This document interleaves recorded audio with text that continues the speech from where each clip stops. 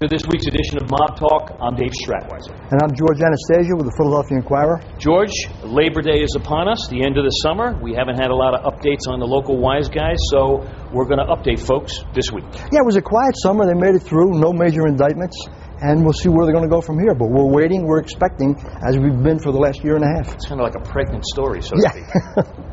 George, let's start with our old friend Lou, Benfinger Lou Monticello. A couple of update little things going on for the summer. Out of jail.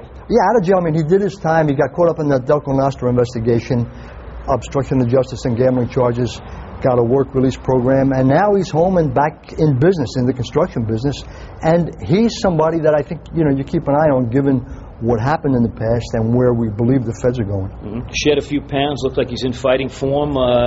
He might have to have a little bit of a fight on his hands if the feds come with an indictment. Well, I mean, one of his side companies is a fitness endeavor. He trains trainers. So, yeah, he's always been in good shape, and I think that's something he takes pride in. None of this is going to impact what the feds are going to do. He did his time. That case is over. But I think there are remnants from that Delco Nostro case that could fit into the federal investigation if and when. We keep saying if and when. I think it's when, not if. But when that comes, I think we're going to see at least some of that in this. Okay, let's go to our reputed boss of the mob here in Philadelphia, Joe Legambi. Had a pretty quiet summer down the shore and things like that, but he's had some health developments of late.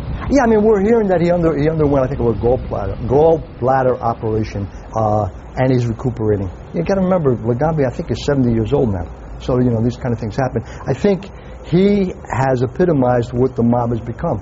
Stay in the shadows, make money, don't make headlines, very, very low key. He's kind of brought it back to the Angelo Bruno days, and he's done very well with that. When he became the boss back in 2001, people were saying, who's this guy? He was a nothing. He was an alleged hitman. He was a soldier. Now he's going to run the organization. Turns out he's run the organization from that perspective fairly well. And my sources down the shore tell me they did catch him holding court a little bit down there at a few places, sitting outside, talking to different guys who come and go. Kind of the usual kind of meeting thing you'd see, nothing extraordinary. Yeah, I mean, that's the beauty of the mob at the shore. You've written about that, I've written about that. You go to the shore, a lot of people coming and going, it's not out of the ordinary for that, and it's easy to sit down with guys and talk and not have it be anything untoward. I mean, you see these guys walking around the neighborhood one-on-one talking, right away the antennas go up for law enforcement. Down the shore, there's so many people, it's much more difficult to surveil, and it's not out of the ordinary for 2 or 3 guys to be sitting around having a beer and talking. And that's kind of how they blend in down the shore, and it's, I think, one of the reasons. The other reason they go to the shore is the same reason all of us go to the shore. It's 97 degrees up here, you'd rather be at the ocean. All right, man, I guess he's the number 3 man in the mob now. Anthony Staino apparently has a big event coming up in September in a few weeks. Yeah, what we hear. That's the other thing we're hearing, and again, this is all stuff we're picking up out on the streets. Apparently there's going to be a big wedding in September, and I know it's an event that will attract individuals who law enforcement are interested in. I wouldn't be surprised to see photographers other than the wedding photographer there, seeing who's coming, who's going, and who sits where, that kind of thing. All right, let's pay Anthony Staino his due respect here.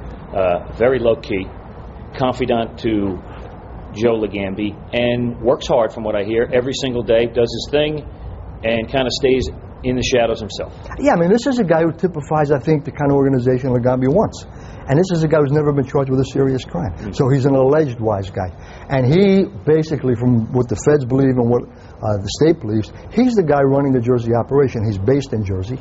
And he comes over here to meet with Legambi, but he's a guy who is out of the same mold as Legambi. Let's make money, let's not make headlines, let's not call attention to ourselves. And he gets respect. We have video of Benfinger Lou giving him a little kiss on each cheek in the middle of the street outside Uncle Joe's before a big argument with Uncle Joe. That's a classic video that may, have some legs, as we say, if things play out the way we suspect they're going to play out. I mean, that was a video of, I think, 3 major individuals that are all of interest to law enforcement right now. All right. State Police, about a month ago, raided a Philadelphia towing/auto body repair case. Supposedly this is a alleged insurance fraud investigation going on.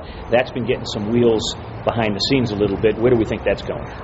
From what we're hearing, you've heard it, I've heard it, September, the end of September, which is this month, obviously, 3 or 4 weeks, we may see some indictments in that case.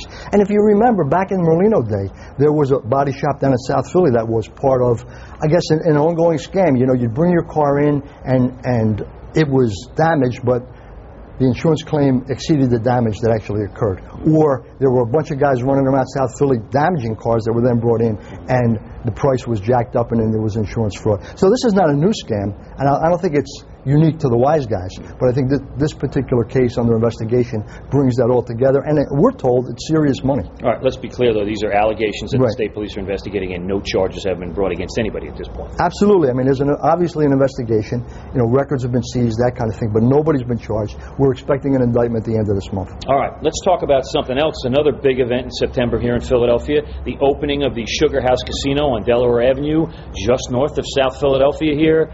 Let's talk about the exclusionary list. In New Jersey, they have a very extensive exclusionary list. Those are folks who cannot come into a casino and gamble. Most of them are mob folks or convicted felons, people like that, former drug kingpins, things like that. What's the status of the exclusionary list here in Philadelphia? Well, I think, I think that's the question. We don't really know what the exclusionary list is. We're not even sure we're going to get access to it, which is, I think, most troubling. In New Jersey, that has always been public record. In fact, you can go online, there's a website, and not only do you get the name and the criminal history of the individual, you get a photo of the individual. New Jersey's been very upfront in terms of the way they impose the regulations. Brendan Byrne, when he opened the first casino down in Atlantic City, told organized crime to keep their hands off the casinos. That didn't happen, but they got into ancillary businesses and things like that. Why isn't somebody saying that here?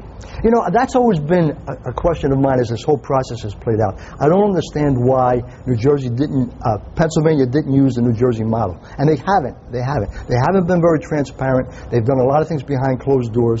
And you've got an agency that investigates, regulates, and rules on. Whereas in New Jersey, you've got the Casino Control Commission rules, the Division of Gaming Enforcement investigates, two separate bodies, right. And they have different interests. And that's, I think, in the public interest when you have that kind of thing. All right.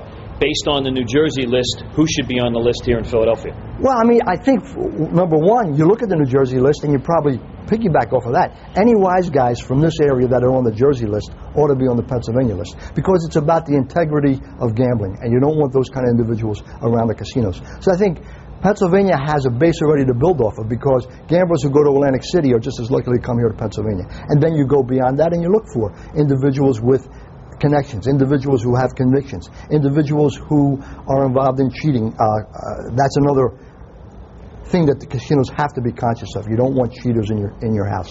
So all of those things, I mean, it's not complicated.